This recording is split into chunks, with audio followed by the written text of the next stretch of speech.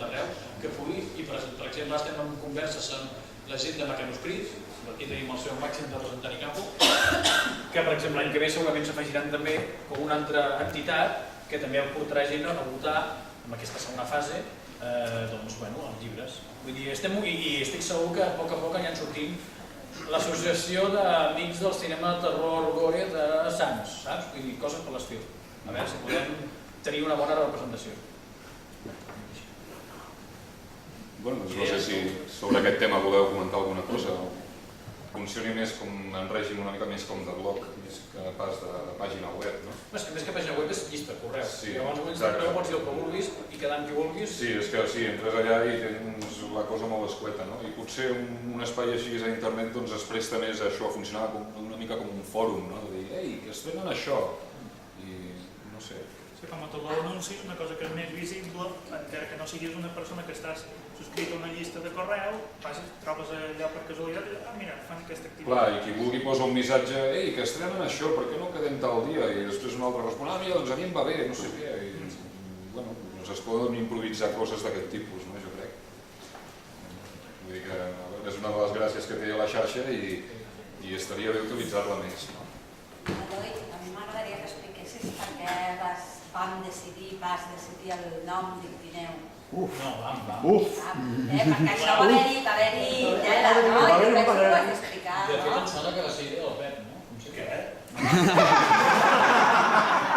A veure, el tema catarsis... El nom catarsis sí que va ser el Pep. I l'Ictineu, a veure, buscàvem un nom. A veure, us explico una miqueta, clar, feta. Ictineu és el submarí que va dissenyar Narcís Monturió fa 100 anys just, em sembla. És el d'aquest mica llargat.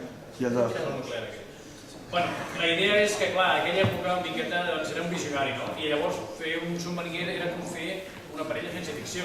Tots coneixem Verne i el seu submarí i coneixem una miqueta, aquella mica d'steampunk de finals del segle XIX. I bé, va ser una idea que va sorgir, sincerament no recordo què va tenir el nom, amb un dinar a Miravet, Miravet surten idees, després es retallen. Abans de Miravet, sí. Però bueno, va sortir allà. No vaig ser jo, no vaig ser jo. El Sergi? Va ser el Sergi? El Sergi. Doncs va ser el Sergi. Eloi? Per què tu l'has de l'agosta que jo m'ha plantat? Sí, home, el Carles que va dir el tio. Jo?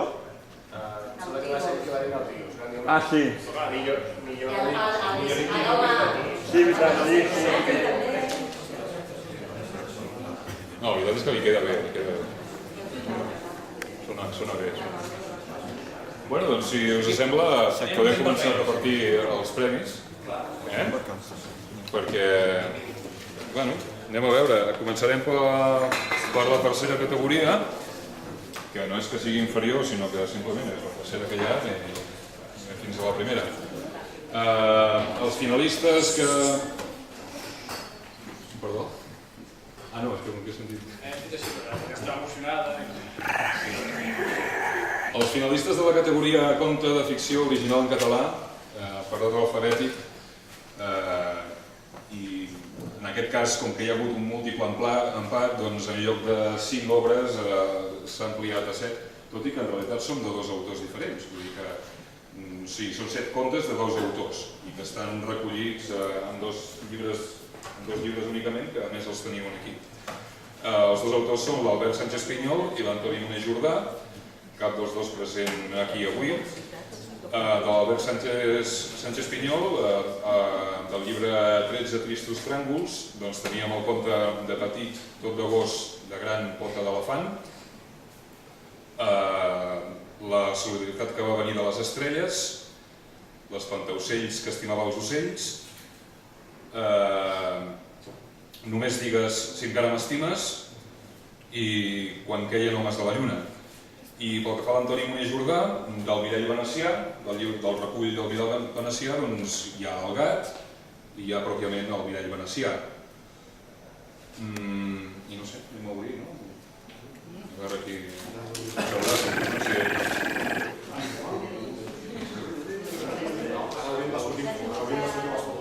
Doncs bé, els membres de l'Astercat, amb la col·laboració votació de la Societat Catalana de Ciència Ficció han determinat que el guanyador del primer Premi Tineu 2009 en la categoria Millor conte fantàstic escrit en català recauen Antoni Monés Jordà pel conte El gat, publicat dins l'antologia El Mirall Venecià.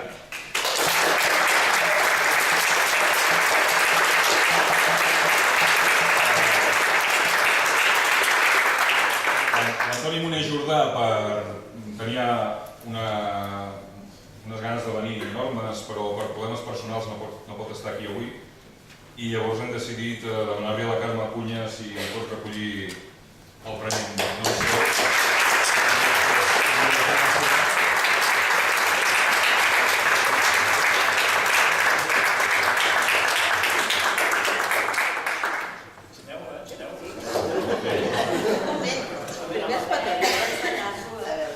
Però la cafeta, la més són molt macos. Trobo que han quedat molt bé. Són preciosos,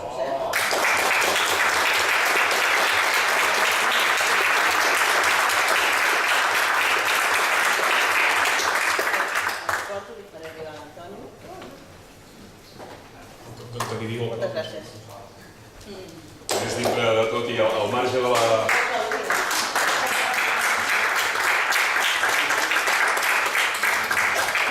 Al marge de la qualitat literària del conte en si, doncs l'Antoni Monés Jordà jo crec que també es tenia merescut aquest premi també per la seva aportació enorme al gènere fantàstic aquí a Catalunya.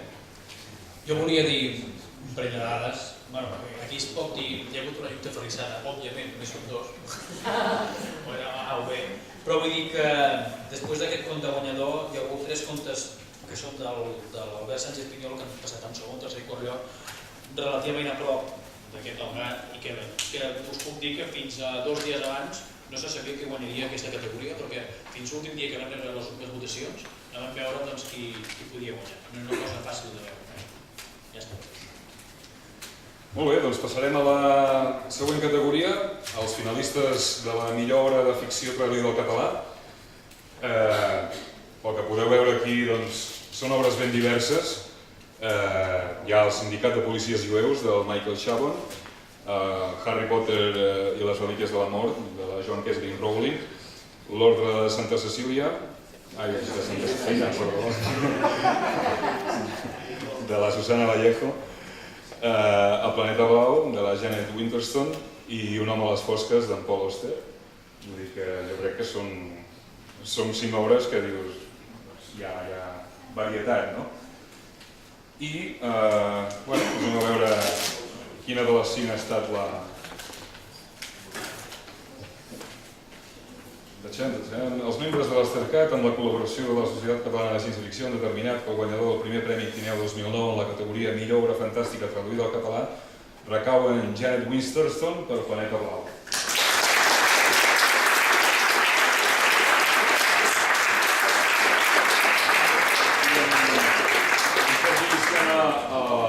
El recollirà en nom de... Oh, quina il·lusió!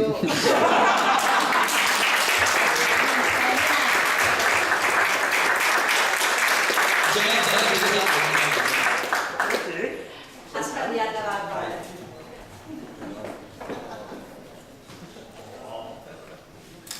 Allà buscarem alguna manera de fer-ho arribar, potser a través de l'editorial o... ja ho veurem. No patiu, ho reciclarem.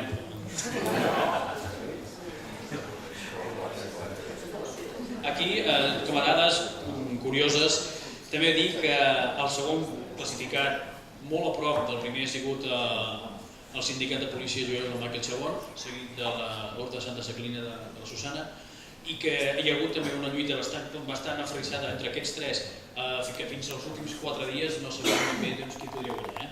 He sigut una mica ganes de dir, va, a veure què passa. Ja està.